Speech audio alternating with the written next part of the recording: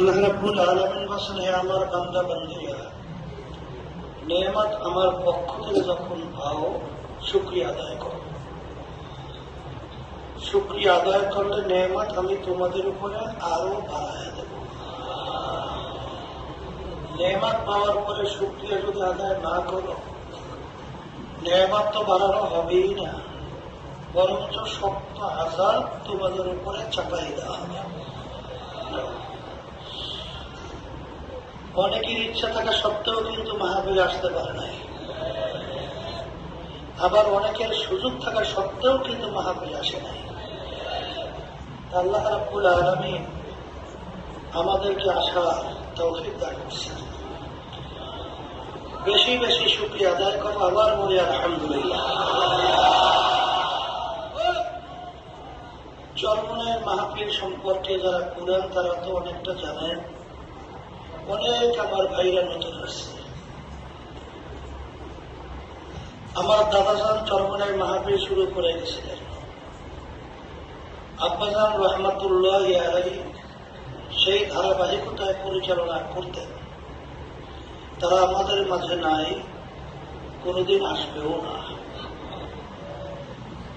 আমরাও চেষ্টা করতেছি আল্লাহর কুতুবদের ধারা অনুযায়ী মাহফিল পরিচালনা করার জন্য।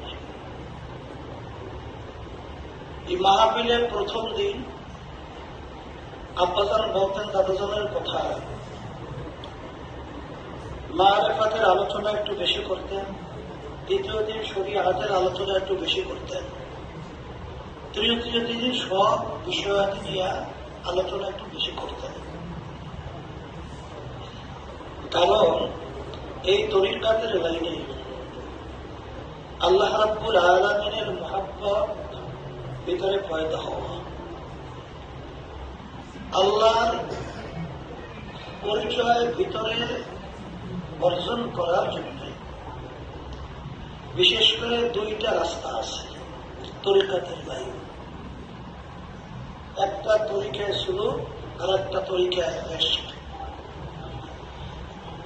তরিকা মানে রাস্তা, তরিকায় শুরু বলা হয় শায়েখের কাছে খানকায় থাইকা তার সুবিধা অসুবিধা শায়েখের সাথে আলোচনা করা, এবং শায়েখ শোনার পরে সেই অনুযায়ী তাকে বিভিন্ন ব্যবস্থাপনা হুকুম দেয়, এইভাবে করো, এইভাবে চলো, এইটা কইরো না, এইটা চাইরো না।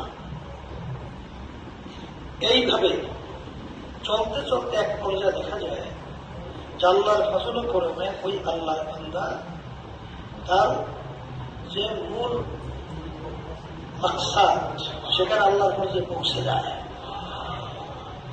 আর একটা হলো তরিকায়